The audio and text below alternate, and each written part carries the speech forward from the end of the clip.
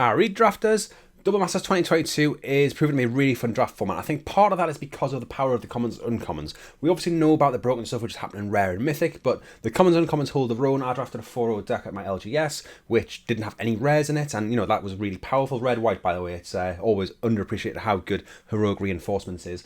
But the set has these really powerful commons and uncommons, and some of them are worth a little bit of money. So these are cards that you don't want to put just in your normal bulk box. You might want to put in your binder or in a separate box just to kind of keep an eye on the prices that go up over the years, and then either sell them on at some point or trade them for a draft, or just do something with them which is worthwhile at some point instead of losing all that value. And I think part of the reason for this is the master sets always have some good value commons and uncommons, and that's part of what makes it really fun and what makes it interesting to open packs and things like that. But this is the first one I've really had with collector boosters around them. So collector boosters have already had an effect in standard, where you get cards like Expressive Iteration and Deadly Dispute, where you're going to have these expensive commons and uncommons. And part of the reason why these are so expensive is because when you open collector boosters, you get fewer uncommons and commons per rare. So where somebody might have opened 4 or 5 boosters, draft boosters in the past, now they're going to open one collector booster, and you get a lot fewer commons and uncommons on the market, which is part of the reason why these quite pushed cards are worth a decent chunk of money. And this is going to happen even more with this Double Master set, because we've got collector boosters with these, we had VIP boosters with the previous Double Masters, but this is going to be an effect that we're going to see here.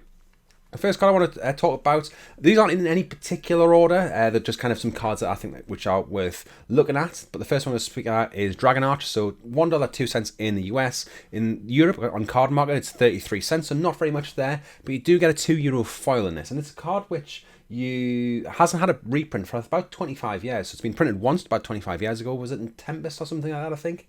And this is the first time it's been printed since, so it's taking a bit of a dip. I think it might be one which will be a bit cheap for now, but then it might go up in the future, and it's worth picking up and just not want to throw it on one side, not want to forget about, just something you put to one side for now. It's a played card, people will want to play it. Cheating creatures in is always good fun, and there are some things that you can do with this one. Next up, we've got a classic card which isn't worth a huge amount, but it's one that I don't think anybody will be forgetting about. We've got Lightning Bolt, one of the classic cards from Alpha. 70 cents in the US, which is actually below what I was expecting for it. But in Europe, you get €1.39, and you get €6 or more for the borderless foil version. You can see it here. It's absolutely beautiful. It's a really nice card, and it looks really good in foil, I bet. Those blue colours and the purples always look fantastic in foil. And, like I said, I don't think this is a card which anybody was going to put to one side, but I couldn't not mention it. It's an uncommon here. It has been printed common in the past because you can play it in Pauper, but it is a classic card which just has to go in this list at some point. Another one where I'd be surprised if people put it to one side, but maybe not quite as much of a classic, is Blood Artist. So it's worth $1.28 in the US. It's worth €2.31 in Europe. So this is, I think, is the most expensive card in Europe I'm going to talk about today. This also has an alt art, which is going to be worth a bit of money. It wasn't significantly more when I looked at prices online. Not like the Lightning Bolt was significantly more in the Borders foil. It's just kind of worth an extra couple of euros or a couple of dollars. But it's one to think about. Again, I don't think I'd be putting any of these alt arts to one side at all, really. I think I'd probably keep a hold of my foils generally as well, because there are some just cards which are worth a little bit of money, but I'd happily keep the normal version of Blood Artist as well. It's not one I want to leave at the end of the table after I finish drafting, because it's one of the more expensive commons and uncommons in the set. Another black card, and really interesting case next to the Shadowborn Apostle. So if you didn't know, you can run any number of Shadowborn Apostles in your deck, and if you're going to run this commander, you're going to be wanting like 50 or more sometimes of these Shadowborn Apostles because of the way they work. And you have this interesting effect where you can cheat demons out, and it's a meme deck, yes, but if you have a lot of these, they do sell for quite a decent chunk of money. So currently $2 in the US, €1.47 in Europe, and it doesn't have any alt art versions. The foils will probably command quite a price, but again, you'll probably want quite a few of these before selling them on. They do sell better in bulk than they do in ones and twos. But it's a cool card. It's common as well, so that's another point for here. Most of the cards I'm talking about are uncommon, with a couple of small exceptions, and this is one of those exceptions. Another weird one here, which is one I wasn't expecting to see, is Sign of Darkness, and part of the reason for this, it's a downshift from rare. I think it was in one of the early sets, late 90s, I think. I can't remember which set it was. It was in one of those sets. It's been reprinted in a dual deck, but since then it hasn't really had very many reprints. It's a powerful card. You can see why it was a rare. I can also see why it's not a rare anymore. I think it's a cool card, which is really good in some of these reanimator strategies that we have in the format. $2 on TCG Player, €1.47 on Card Market. And this is one, again, it might have taken a bit of a dip recently because of this reprint, but it will probably go up in the future if it doesn't see a reprint elsewhere. But either way, it's a card that people might want to actually just play in the Commander decks or something like that. Got one of these cards next, which is worth more in Europe than it is in the US. We've got Devoted Druid. It's a real all-star in Modern. It combos with quite a few different things that's going on. You can get infinite mana off it relatively easily. It's 51 cents in the US, €1.19 in Europe. It's a really powerful card. It's not seen a decent reprint for a little while. And it's a card that you're going to be wanting to pick out. It's also quite good in draft. I got blown out by it a little bit in one of my drafts at the weekend. Getting a 5-mana thing out on turn 3, it was a bit brutal. Next one, it's a really nice common. It's got Monetary Swift Spear. Obviously been downshifted from uncommon to common, so it's now played in Pauper. These have seen a few reprints over the years. I think this is the third kind of, had the original Karn's print, and then it was Iconic Masters, I think, after that. And now it's been reprinted here at Common, so there's going to be quite a few of these knocking about, but people do tend to want play sets of them. It's a popular card. People want them even more now it's in Pauper. 70 cents in the US, currently €1.39 on Card Market, but the foils, and particularly this nice full art foil, is going to be worth a significant chunk of money as well. This is an absolutely beautiful full art card. I've said it before, but I'll say it again. I'm not going to be putting any of these full art cards in a random bulk box. I'm going to keep them all and just keep them in the binder for people to trade away to in future. Absolutely great treatments. And I think most cards that should have had this treatment have had it. I don't think any of the cards which have the treatment don't have it, but the next one is a bit of an exception to that.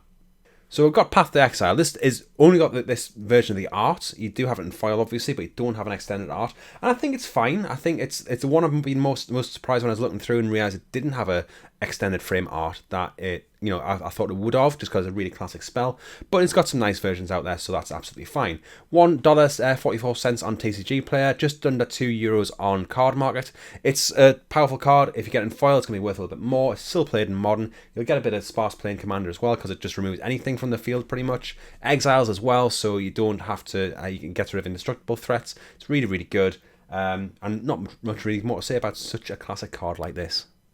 Now the card is a bit of a classic, maybe sees a little bit less play now, but it's still a Commander staple. We've got Eternal Witness, currently worth $1.24 on TCG Player, €1.60 in Europe. I'm always interested to see which way around the US and Europe prices go, because they do fluctuate quite a bit. It's quite hard to predict which one's going to go where. It does have an extended art version as well, so it's really nice. Obviously very green art here going on, but it's a solid card. It gets a lot of value. You can get things back. You can help your combos go off if one of your pieces is removed, and just a really, really solid card for a really good rate that you're going to be on and play in pretty much any green Commander deck.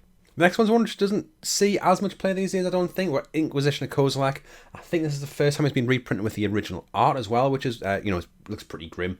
But it's worth $1.28 in the US, €2.31 in Europe, which is really good. And also the foils seem to be particularly expensive in the US at $8.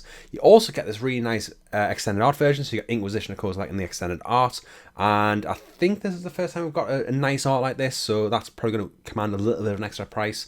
So again, card you can take every version of that you see. If you see it towards the end of a pack, because it's not massively playable in draft, but you might have 3 cards left at the end of a pack.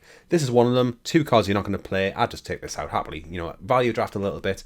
I wouldn't take it first pick if I had something I actually wanted to play, but I'd happily take it near the end of a pack where there's nothing else I really want to play there. And that's it for the deep dive cards I want to talk about. I want to talk about some others in general. So we've got the bounce lands here. These are all played in Commander, and quite a few decks, that they're quite happily playable in these decks. They are a bit of card advantage. I know I've had arguments with people who say they're not, but they are quite a good card advantage.